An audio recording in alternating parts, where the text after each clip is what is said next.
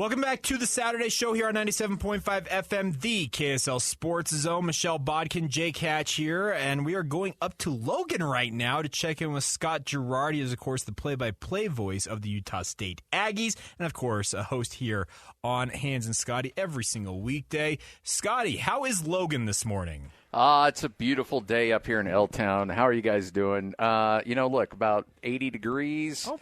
Scrimmage at noon. That's the benefit of being up here a little bit north. It's always a few degrees cooler, and stadium's ready to go. Let's kick off football season, guys. Well, so Scotty, give us kind of a rundown. What is this Utah State team looking like at the moment? Well, Michelle. That's the $1 million question. I think and I guess that's kind of the day and age that of college athletics that you're living in right now. That there's going to be, I don't care if you're P5, I don't care if you're G5, there's going to be a decent level of turnover from year to year. And Utah State got hit with the turnover bug a little bit as far as the roster goes, especially on the defensive line and at the linebacker position. But they do return a lot of really good players. Cooper Legault back at quarterback. And, when he was the starter last year, he went 5-2 and got the team back into bowl eligibility. You've got a good group of wide receivers. You've got Ike Larson, who might be the best player on this entire Utah State roster, back at safety. So there's a lot of key players back. I think the offense should be good. Blake Anderson takes over play calling duties, something that he's really familiar with, and this offense is going to be a little bit more up-tempo. They're going to get after it a little bit more, be a little bit more aggressive. And defensively, you welcome in a new defensive coordinator with a lot of new faces. So offense, I think, is going to be really good. I think there's still some questions on the defensive side, but that's what a lot of teams are facing right now in college athletics. They're not exactly quite sure what they have, but we'll find out here in a couple weeks. All right, Scotty, so you talk about Blake Anderson taking over play-calling duties, and he doubles, obviously, as going to be head coach, and he'll be the play caller on the offense. Do you feel like he is looking to do that because he wants to kind of reinvent this offense in his own mind? Like, what's the impetus for him doing that? It's a good point, too. I think when the old OC decided to pursue some other opportunities, and I think it was a mutual understanding that it was probably best for him to move on. The offense got a little stagnant late. They just had so many playmakers 2 years ago. Yeah. Derek Wright, who's still in an NFL camp. Devin Tompkins, who might make the final 53 in Tampa Bay with one of the greatest wide receiver seasons in the history of the Mountain West Conference. Like, they were just loaded offensively 2 years ago. And then they took a step backwards in terms of personnel last year, and the offense really struggled. And so Blake Anderson looked at it as an opportunity to get back to his roots as a play caller. And his early years when he was a head coach at Arkansas State, he did both. He was the play caller and the head coach. And then it's well documented, his wife battled cancer and ultimately passed away. And during that time, he needed to scale back his workload. And so he hired an OC to be the play caller as he still maintained head coaching duties. And at that point, he just kind of kept with that. But all along, he always felt like eventually he'd get back to being a play caller because that's ultimately what he loves to do. And so he used this as an opportunity, seeing some issues on offense that he wanted to address, and said, who better to fix it than me? And so he decided to take it over. And I think that his roots as a play caller and what he wants to run and the aggressiveness in which he calls plays, I think is going to be a big opportunity for Utah State to really accelerate this offense and try to take it to another level. Now, Utah State's been shrouded in a little bit of controversy, has had some turnover at the AD. I know some school president. People have been a little unhappy with Blake Anderson as of late as well. How is the team dealing with that, and what do you feel like the mood is up in Logan these days? Well, yeah, and it's certainly a fair question to ask because, I mean, it's something that's been a conversation for quite some time up here, and it's something that this team is certainly unified and rallied around Blake Anderson. And if there's one thing that you talk to a lot of these players, they've given full support to Blake Anderson and the staff. Now, I think that you've got a new athletic director who will start on Monday. She's flying in today. She came in for a press conference. She's had a bunch of meetings here and is really actively involved in all the realignment talk and all that stuff. But her first day is Monday.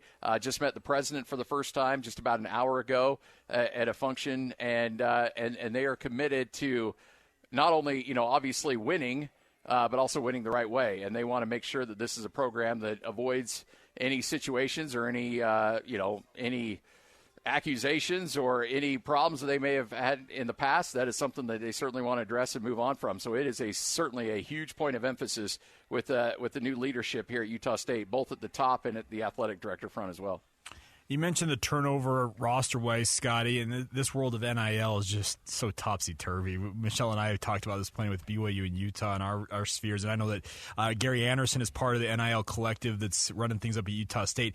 Do they feel like they have established enough of a foothold where they can still be competitive in the NIL sphere, or has it still got work to do? I think everybody's got work to do. Sure. But to your point, it is something that's gotten a lot better. I think that over the last 3 or 4 months in particular, Gary Anderson's partnered up with Jim Lobb and his son Eric Lobb, who, if you don't know who Jim Lobb, he's the owner of Cache Valley Electric and has been a significant donor and, essentially is the Spence Eccles of Utah State University, has just had a huge role in the development financially of Utah State for a lot of years.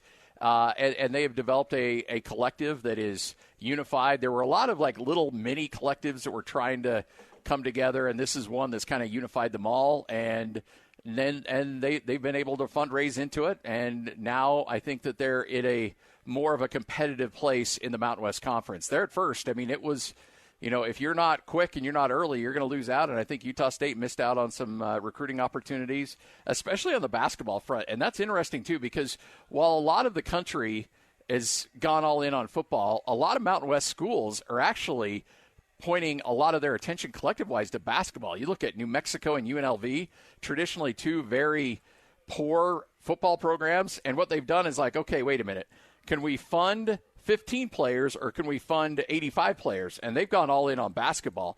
And so while the rest, especially at the P5 level, a lot of collective money is flowing into football, and it is a little bit in the Mountain West, but really a lot of Mountain West schools have turned their attention to what can be really good at, and it's been basketball. Okay. And I think you're going to see some, San Diego State's obviously already great, but I think you're going to see UNLV and New Mexico start to make some jumps because they are putting some silly, stupid money into their basketball programs. So it's funny how different, I know that wasn't part of your question, but it's just funny kind of getting a different direction on how different teams and different programs are handling this. But to your point, Utah State's getting better, and I think right now they're probably upper third or middle of the pack in the Mountain West in terms of money that they're able to help out their players with. Now, Scotty, you're up in Logan to check out Utah State scrimmage today. What do you think the Aggies need to accomplish today? What are some things you want to see them check off the list? It's a great question, Michelle. And you've been to enough scrimmages to know that it can be fool's gold because an offense can just fly right down the field. Scotty, you're kidding me. They're not going to do everything they're supposed to do in a game. Yeah, exactly. but the thing that I always like is when somebody will say, "Wow, man, the offense looked really great." Well, why did the offense look great? Oh, because maybe the defense wasn't that good, And if you go ones versus ones, and one side of the ball does does far better than the other, yeah, you can celebrate that to a certain extent. But then you're also like, ooh, well, wait a minute, that may not be a good sign as well. So I want to see more out of the defense. First scrimmage was pretty offensive heavy. Offense did a tremendous job, and defense got it going a little bit later in the scrimmage, but I want to see defensively this Utah State perform a little bit better, especially on a front line standpoint. That's where they had the huge turnovers on that defensive line, and they need to be a little bit more stout against the run. They need to be a little bit more improved in getting after the quarterback, and so those are the things I think Utah State certainly needs to see in this scrimmage today. All right, so obviously Cooper Legas is going to be the guy at quarterback. At least it looks like to that. You can correct me if I'm wrong there, Scotty. Nope, but you are right. He is a guy that he's just a hard-nosed football player. And you know as well as I do, he was a state champion wrestler at Orem High School. And my favorite thing about it is he plays football and he's tough. And what does he need to improve upon the most to really, I guess, make that transition to being a star, if that makes sense? Accuracy needs to be a little bit better. Decision-making needs to be a little bit better. He's a guy that does the, first look, not there, take the ball and run. Got it. Okay. And, a little bit of, and when I make this comparison, please know I'm saying it loosely, but a little bit of Taysom Hill where accuracy may not be great, incredible athlete, looking for the first route, not there, okay, I'm going to trust my legs because it's 3rd and 4. Instead of checking down to route 2 or route 3, I know I can pick up the first down by myself. And I might miss out on a bigger play, but I know it'll be the safe play. He got a little banged up as the year went on, too. And he fully admitted, I got to be better, I got to be smarter with how I make my decisions and when I decide to run the ball and how I attack from that standpoint. So those are things that obviously he's going to address. He just needs to be I hope this makes sense. He's an elite level athlete. He needs to be a better quarterback, if that makes sense. And I think he's got it well within his ability to do it. I know he's spent a lot of time this summer working on decision making, on accuracy, on the understanding of the offense. I think you're going to see a much better Cooper Legas in terms of being an all-around better quarterback in 2023. He certainly has all the tools, but look, they had an open competition in spring. They really liked Levi Williams, who they brought out of Wyoming. They gave him a lot of opportunities in spring, and he shut the door on it. There was no chance that anybody was going to take that job away from him in spring, and so he's had all the number 1 reps. Keep in mind, though, I would say this, Levi Williams will probably get some Nate Johnson-like packages where he'll have some opportunities maybe in goal line and 3rd down. He's just a great runner. If this guy could throw the football accurately, consistently, he's got the same frame and the arm strength as a lot of great quarterbacks. He needs to work on his accuracy, and that's got a long ways to go.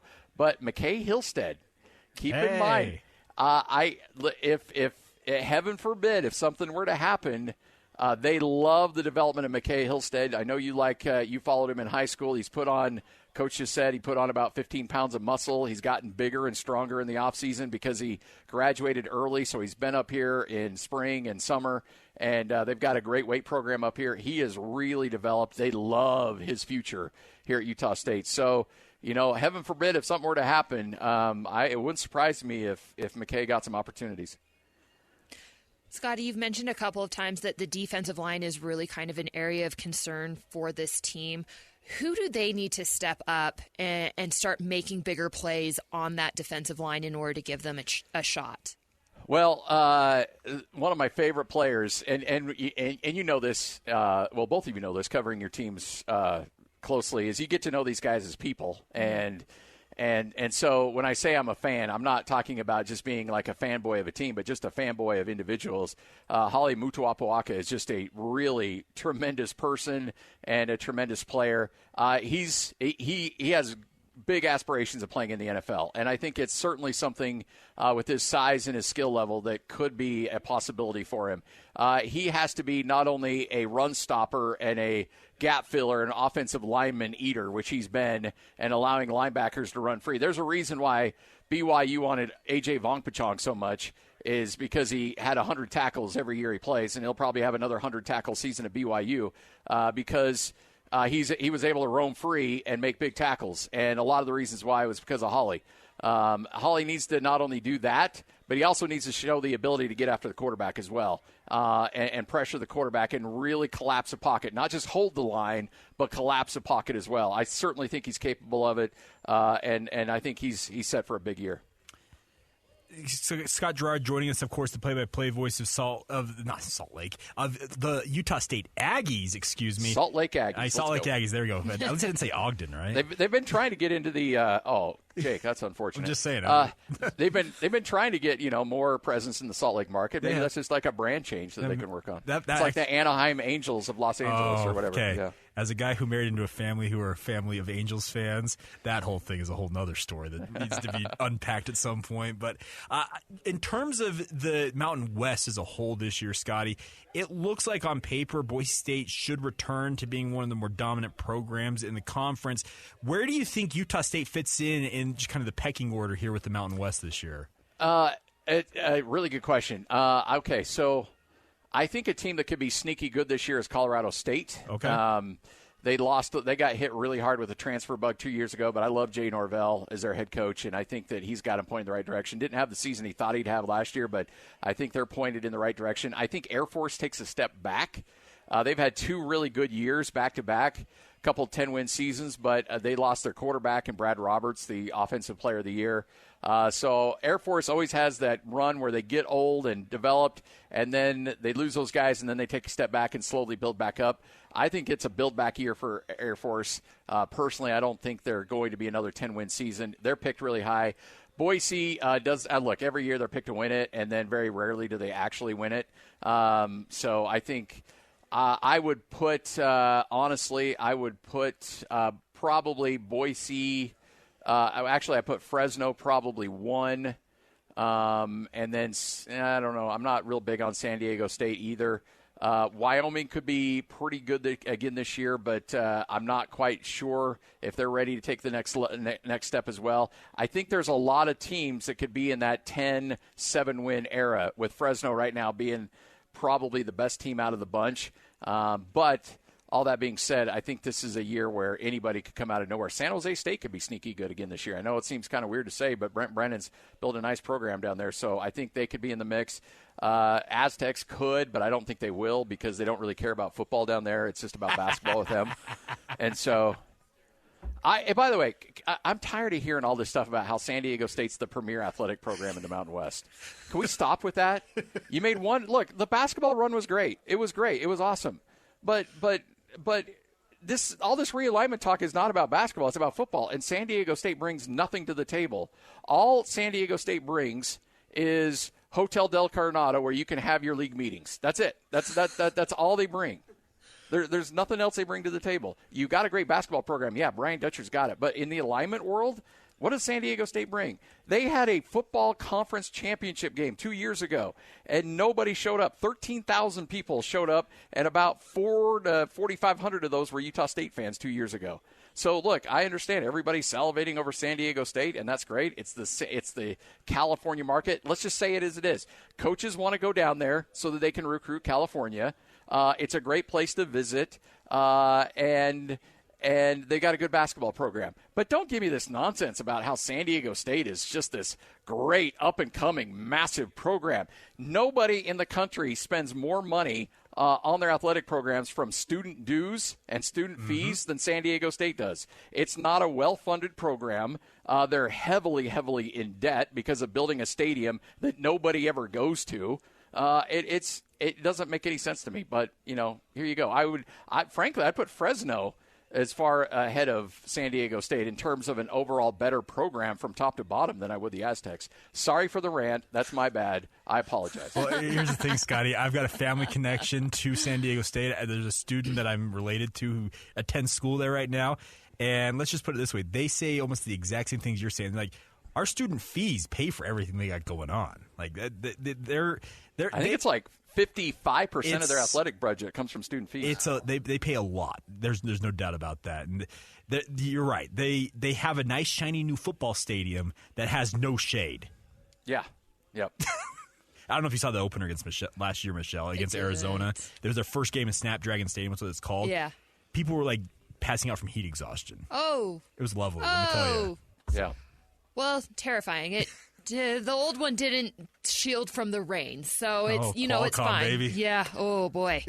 Never go in the Well, you can't because it's not there anymore. Never go into the underbelly of that thing, though. Oh yeah, that thing's a mess. that and the Aloha Stadium are the two worst stadiums I've ever called a game from. And they're both gone the way of the earth at this point. Yeah. Have they knocked down Aloha yet? It's not knocked down yet. It's coming down. Mother Nature's trying to do its part. Exactly. That thing was rusting and falling apart. Yeah. They had like some big send off for it because they're going to play in that TC Ching Athletics Complex for the next 2, 3, 4 years. I was there last year. Oh, you were there last year. Yeah, you were there. Yeah, I remember you were there. You were in that, but it's a little bit of a bandbox setup. They're trying to get that new stadium done, but they can't start that until the old Aloha Stadium gets knocked down, and that still hasn't happened. Yeah, those old portable things you used to sit in elementary school because your school was not big enough. Were you in a portable? Yeah, we were in a portable calling the game. Yeah. All right. With no view of a scoreboard, by the way. Oh. I had no idea what the time and score was, which, you know what the score is, but the time, kind of important. They had no view of a scoreboard from it. Jeez, good times. Well, Scotty, anything else you want to get off your chest real quick? Nope, all good. Can't wait to get this thing started. Michelle, final score at Utah, Florida. I got Utah 24-17. I think it's going to be another kind of low, weird score. Probably similar to last year. I'll go I'll go 26-21 Utah. Pig Farmer gets it done, by the way. He gets the win. Totally. Yeah. I would say so. We'll see. Yeah, we will see. That's the fun part about it. Is we're not too far off, Scotty. We got week 0 games next week. So I know. Let's go. All right. Well, get those gambling. I mean, no. Let's get those. The Skittles, Scotty. The Skittles. Yeah. Let's go. Right on. All right. Thanks again for joining us, Entertainment purposes Scotty. only, kids. Just joking. Well, thanks, Scotty. We'll talk to you soon. All right. All right. See you guys. Thanks. There you go, Scott Garrard checking in from Logan. Scrimmage at noon. I believe it's open to the public, by the way. They are a program that lets people go watch them play football. That's because they play in the Mountain West. Sure. Yes, that's a good point. But nonetheless, fun stuff all the same, and looking forward to season ahead. It's here. That's the best part about this. Football is here. I have 2 weeks of high school football already in the books, and next week college football. NFL's coming right after that. And away we go, Michelle. It's going to be fun. It's there's a lot of storylines. A lot of storylines. All right, we will get to some of the other storylines that we have not touched on in the sports world coming up next. It's 5 minutes of. That's after the break right here on 97.5 FM, the KSL Sports Zone.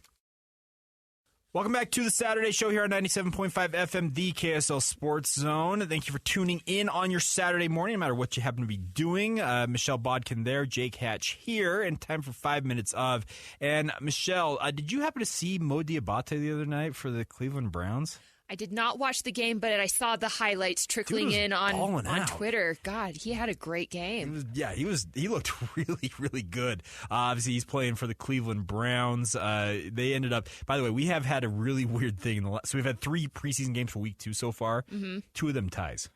Okay. We had an 18-18 tie between the Browns and the Eagles on Thursday night. Then last night, the Bengals and Falcons tied 13-13. There's no overtime in NBA in NFL preseason. I said NBA, but NFL preseason, kind of a quirky thing that you have 2 ties. But hey, let's go. It's the preseason, good times. Anything NFL wise, like former Utah players that. The Dalton Kincaid talk aside, because the dude is like the toast of the town. Yeah. As far as I can recall from this past week, I think Mo was kind of the highlight. So far, because there's a lot of games today. Yeah. And we'll see how it kind of all shakes out. The Jaguars and the Lions are playing right now. Jags up 3-0 on the Lions. Did you see Teddy Bridgewater's new number? I actually, I didn't even realize that Teddy Bridgewater is still making tea in the NFL. He just got signed by the Detroit Lions. Let me see if I can pull this up here, Michelle, and show you this. That's Teddy Bridgewater's new number as an NFL quarterback. Number 50. Okay. Yeah. The new uniform rules allow a quarterback to pick any number, apparently. Well, I don't know who in their right mind would let that happen. That's atrocious. There were so many complaints, especially from defensive players. Like the linemen were limited to like the 90s and the 50s, and so many teams have these Ring of Honor deals where they almost like unofficially retire numbers. So they've opened it up. And the other thing about this is if you want to change your number after you've been an established player, let's say for example, Fred Warner, for example, with the San Francisco 49ers. When he came into the NFL, he was number 4 at BYU. It's his favorite number. Mm-hmm. He wanted to wear number 4, but he couldn't do it due to the uniform rules at the time. He wears 54 as a result. If he were to go and change his number to the number 4 now, he has to pay the 49ers and the NFL for every single one of the jerseys that are currently unsold on shelves across the league. Whoa!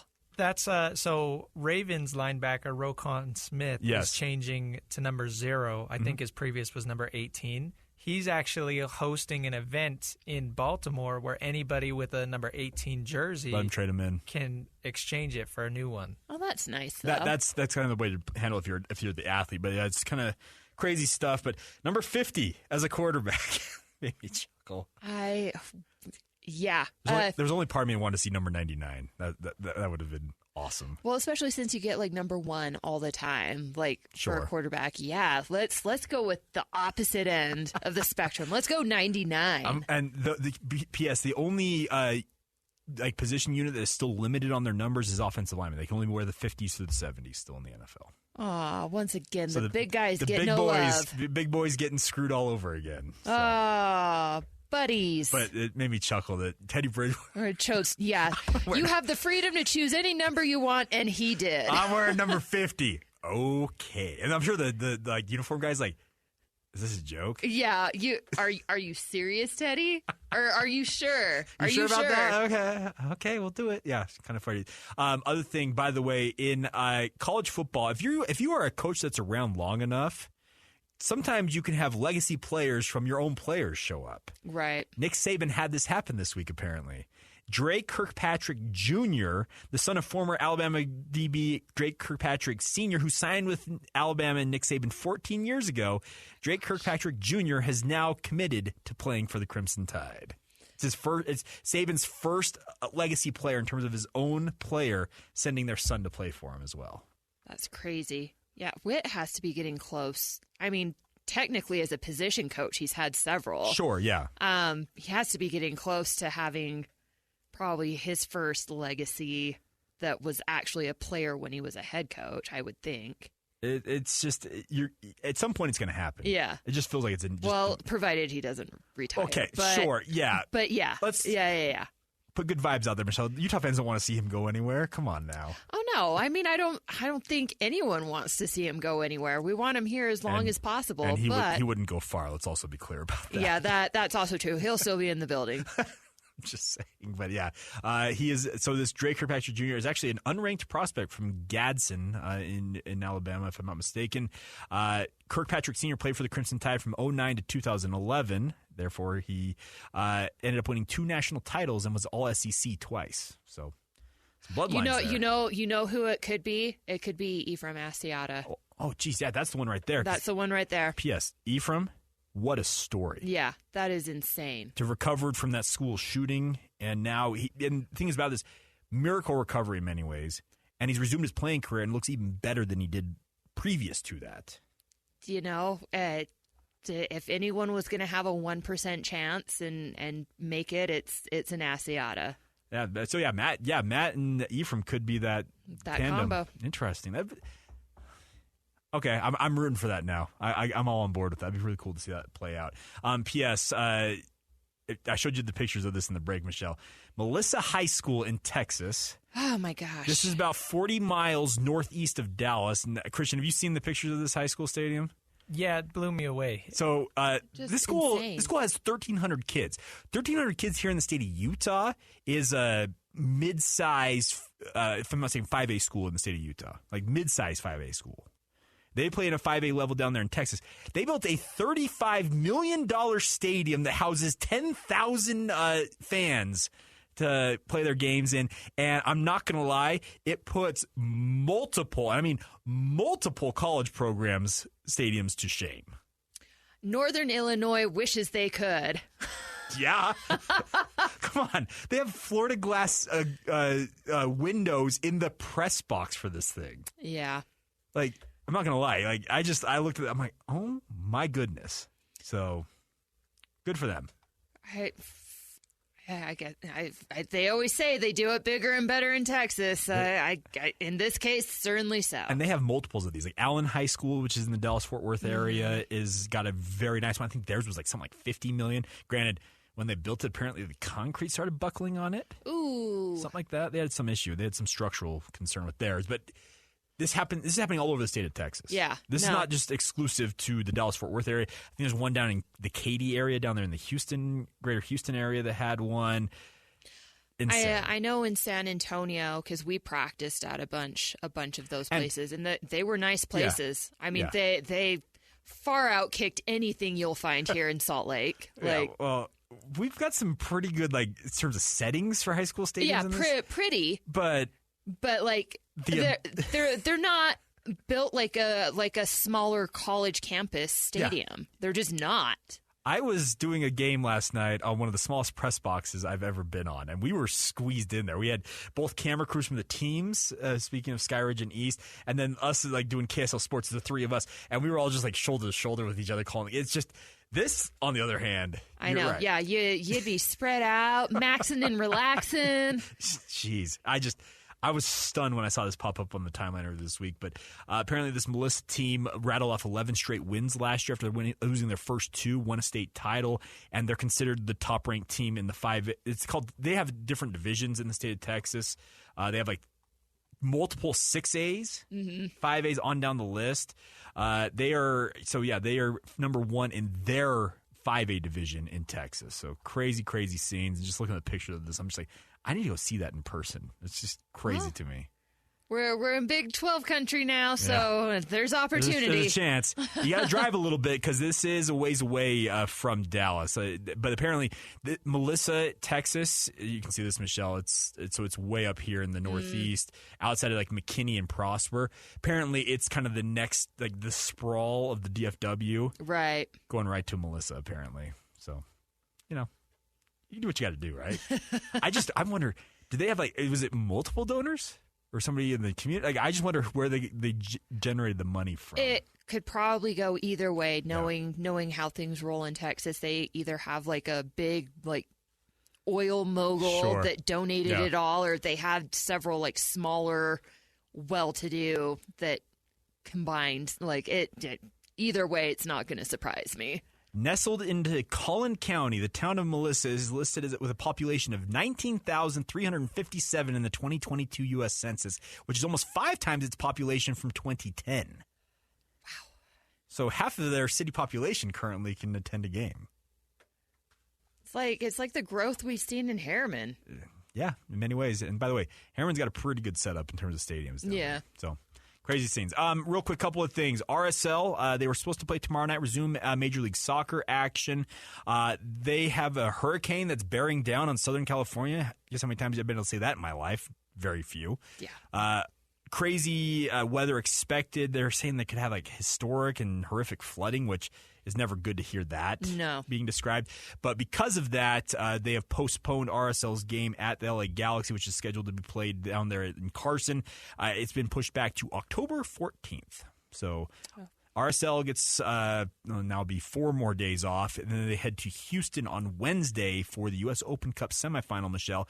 You win that, and what Lionel Messi's doing in Major League Soccer right now is absolutely unprecedented. They haven't lost since he joined Inter Miami. They have a game, I believe it's Tuesday or Wednesday, against Cincinnati. They win that. RSL wins at Houston. Guess who has Messi coming to Salt Lake City? RSL! Yep. So that is the format for that. And by the way, that ticket... I've heard people have been paying stupid money for that ticket. Thousands. Nuts. He's the best player in the world. Like he scored 9 goals in 6 matches since joining Inter Miami. He's unstoppable. We all kind of... Here's the thing. Anybody who expected him not to be this was up in the night. They were wrong because he's still so good. Well, he's just a different breed, comes from a different level of soccer than what MLS currently is. But I think we've talked about this before. Is there the possibility that MLS starts taking things a little more seriously and trying to get guys of his caliber in? And how does that help grow the sport here? I think it would be huge. It would. The other thing about this, I love that he's kind of like an everyman in a way. He's got hundreds of millions of dollars in career earnings. He's done a new celebration where it kind of looks... A lot of people think he's calling it like "hold my cup of beer" kind of look. But we found out that it's a celebration for one of his sons. His son is a huge fan of Marvel and Thor right now. So Messi's celebrating a goal right now. He's putting his hand out like as if he's calling... Thor's hammer. Yeah, Thor's hammer. I don't even know how to pronounce the name of Thor's hammer. Mohanjani or whatever they call it. I didn't realize it had a name. I have a brother who could rattle it off in about 5 seconds flat. I should call him at some point and have him explain it to me. But that's what he's doing. He's literally... His son's a big fan of Thor right now. So, and he was shopping at a Publix when he showed up in Miami. Like, just went out thinking, nobody's going to recognize me, the best soccer player. I'm actually more a fan of Messi than I ever have been before now. Yeah, that's cool that he's so, chill. It seems that way. Could it be a facade? Sure, but it seems like he's a dad who happens to be the best player in the world when it comes to soccer right now. Yeah. It's awesome. I am nothing against Houston, nothing against Cincinnati. Both y'all get out of the way. Yeah. Get Messi to Salt Lake City so I can A, I can be part of the broadcast first off, and B, so I can see Messi with my own eyes. Yeah. Okay? Okay. See, this is the perks of working in sports. You don't have to pay to be there. You get paid to be there. Okay. That does help, yes. I'd actually consider paying to see Messi in Salt Lake City. I'm not going to lie. It's going to, trust me, what is it? Is it 20? It's 20 some odd thousand with standing room only there at America First Field. It is going, if this happens, if this all goes down, it's going to be insane. They will set the record for attendance at that match. Easy. Book it. Easy. They may try and bring in like temporary stands in some form or fashion. It is going to be nuts, but we got to get some games out of the way. Inter Miami's got to win. Real Salt Lake's got to win. Take care of business for us, okay? Okay. Let's go RSL. All right. We will take our penultimate timeout here on the show, come back on the other side, get some final thoughts. This is the Saturday Show right here on 97.5 FM, the KSL Sports Zone. Welcome back to the Saturday Show here on 97.5 FM, the KSL Sports Zone. Final segment of today's program, and our good friend Clint O'Peep, Michelle, weighs in. Apparently, James Harden has obviously we talked about this with Daryl Morey, the Philadelphia 76ers GM. Quote from Harden: every Friday that was going to be pizza day. We had Pizza Friday for the first month this season, but then that was it. It was supposed to be every week, all year long. Is that why he's calling him a liar? Well, I mean, I would be very mad if someone took my pizza away on Friday. Like, don't promise me pizza on Friday and then not deliver. Bingo. By the way, I can actually tie that into another thing. We have Lincoln Kennedy on. He comes on, obviously, with DJ and PK throughout the season. And this goes back last year. He was talking about the difference between what he called college coaches and pro coaches. And he talked about Chip Kelly in particular. When Chip went to the NFL, he tried to do what he does. He did at Oregon. He's doing it at UCLA, where he is judge, jury, and execution. Like, he is the man. Has full control. That doesn't exist in the NFL. But he tried to do that. And he talked about the fact that some of these college coaches, and he mentioned Chip Kelly by name, come in and take away pizza, like I think he called it, was it Pizza Wednesdays? Like, as he said, quote, I'm a grown-ass man who will determine what I want to eat and when I want to eat it. Yeah. Well, I mean, that's largely why Urban Meyer flamed out so fast. He mentioned Meyer. I think the question actually was, I think, asked in relation to Meyer when things went south. And it's actually, I had a conversation with Dennis Erickson about that, about, what makes a good college coach versus what makes a good pro coach. And he said it's when you're a pro coach, you have to have the ability to just let things go because you are dealing with grown adults and they don't like being treated like children. Oh, no. At that point, they're no longer in school. Like you can't really monitor and be like, well, this is what you're going to do. This is what you're going to do. And so that's why you see a bunch of these college coaches flame out, because they think that they can go in and do exactly what they did in college, control everything the way that they do at the college level, at the pro level, and it just doesn't work. No, it's just such a funny thing. Like, is that why he's calling him a liar? Because of Pizza Friday? And there's a whole rumors about when he tried to get his way out of Houston, he was wearing a fat suit. Do you remember? You heard about this story? I didn't hear the fat suit story. There was, and Christian probably knows about this. There were pictures of him that looked. Trust me, he looked ballooned. Yeah. And there is some speculation that he did that. He wore a fat suit. It wasn't like overtly like. Yeah. But to get the pictures taken, so people were like, whoa, what happened to Harden? And like expedited his exit at that point from Houston. And there were jokes this week when he said that Daryl Morey is a liar and never played for him. And then people were like, all right, here comes the fat suit. I don't know. The James, you mentioned the fact that it's just a soap opera off the court. Oh, totally. It's insane. Yeah, at this point, I think the entertainment comes more off the court than it does on the court. But no doubt. All right, Michelle, any final thoughts from you as we go out the door here? Utah fans go up and enjoy Fan Fest this evening. Good point. Yeah, tonight, right? Yep. Rice Eccles? Rice Eccles, 6 to 8. Sweet. So, yeah, be there, be square. And stay away weather, okay? Yeah, no thunder bumpers, although definitely try and keep it cool because that turf gets hot. Yeah, well, it's supposed to be, I think we're only in the mid-80s, I think, today. Highway, so that's positive. I'll take it. All right, that's going to do it for us. For Christian and Michelle, big thanks to Scotty, by the way, for checking in from Utah State. Coming up next, we throw it back to Fox Sports Programming. This has been the Saturday Show right here on 97.5 FM, the KSL Sports Zone.